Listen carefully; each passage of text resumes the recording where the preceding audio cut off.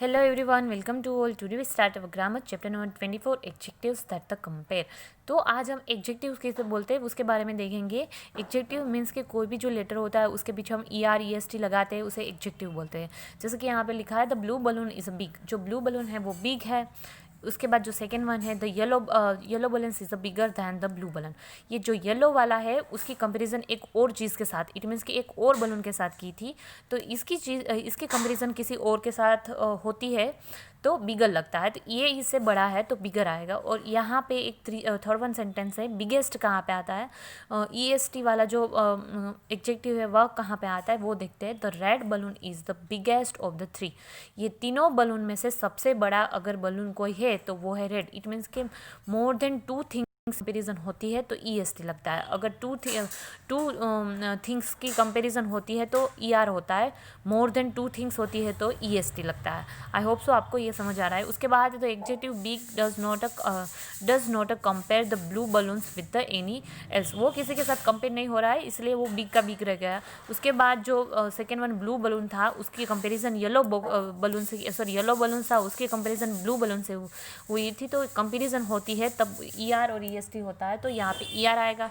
उसके बाद जो थर्ड वन है रेड बलून, उसकी कंपैरिजन और टू बलून से की गई, इट मीन्स के मोर देन टू बलून से की गई, तो मोर देन टू किसी भी चीज़ की कंपैरिजन मोर देन टू होती है तो EST लगता है। सो यहाँ पे आता है EST।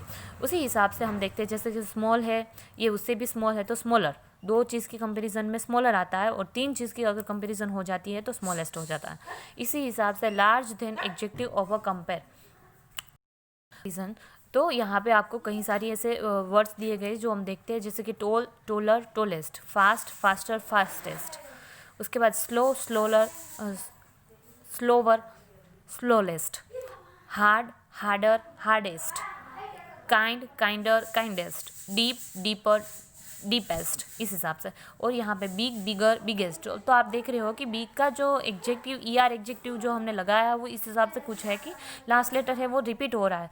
क्यों रिपीट हो रहा है आपको एक चीज़ मैं बताती हूँ। अगर कोई भी स्पेलिंग 3-4 लेटर्स का कोई भी स्पेलिंग है, अगर जो वो स्पेलिंग शॉर्ट स्पेलिंग है और उसके जो लास्ट वन लेटर है वो कॉन्सोनेंट है, उसके आगे जो वर्ड है, सो यहाँ पे बिग अगर शॉर्ट वर्ड है, लास्ट लेटर कॉन्सोनेंट वर्ड है, उसके आगे वोवेल लेटर है, जैसे कि G है वो कॉन्सोनेंट लेटर है और I है वो वोवेल लेटर है, तो इस हिसाब से होता है। तो लास्ट वन लेटर रिपीट होता है, जो भी लेटर होता है वो रिपीट हो जाता है, फिर उसके पीछे हमें ER और EST लगाना होता है। उसी हिसाब से क्लेवर का क्लेवर, क्लेवरर और क्लेवरेस्ट, लार्ज, लार्जर और लार्जेस्ट, हॉट, देख सकते हो हॉट भी शॉर्ट वर्ड है, last one letter consonant word है, उसके आगे वोवेल वर्ड है, तो हॉट का हॉटर और हॉटेस्ट हो जाएगा। जो टी है वो 2 टाइम रिपीट होगा और उसके बाद ER EST लगेगा। इसी हिसाब से थिन भी है, वो भी शॉर्ट स्पेलिंग है। मैंने बोला था ना 3-4 लेटर के जितने भी शॉर्ट स्पेलिंग होते हैं, लास्ट लेटर अगर कॉन्सोनेंट वर्ड है उसके आगे अगर वोवेल वर्ड है तो लास्ट लेटर रिपीट होता है, तो थिनर और थिनेस्ट हो जाएगा। सॉफ्ट, सॉफ्टर, सॉफ्टेस्ट, इस हिसाब से इसका जो एडजेक्टिव है वो इस हिसाब से लगेंगे। यहाँ पे नीचे एक्सरसाइज दी गई है, right the correct adjective from blanks. आपको ब्लैंक्स देख के आपको करेक्ट एडजेक्टिव राइट करने हैं। तो स्वीट का स्वीटर, स्वीटेस्ट हो जाएगा। ओल्ड का ओल्डर, ओल्डेस्ट हो जाएगा। फास्ट है वो शॉर्ट लेटर है और जो लास्ट लेटर है वो कॉन्सोनेंट वर्ड है, उसके आगे वोवेल लेटर है, तो फास्टर और फास्टेस्ट हो जाएगा। टी है वो 2 टाइम आएगा, उसके बाद ER और EST लगेगा।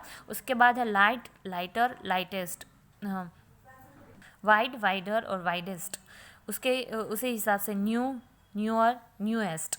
इस हिसाब से ये जितने भी एडजेक्टिव है वो इस हिसाब से ER और EST वाले फॉर्म हम। आई होप सो ये आपको अच्छे से समझ आया होगा। आई होप मेरा वीडियो आपको यूज़फुल लगा होगा। सो हम नेक्स्ट मिलेंगे नेक्स्ट चैप्टर के साथ। अभी के लिए बाय बाय।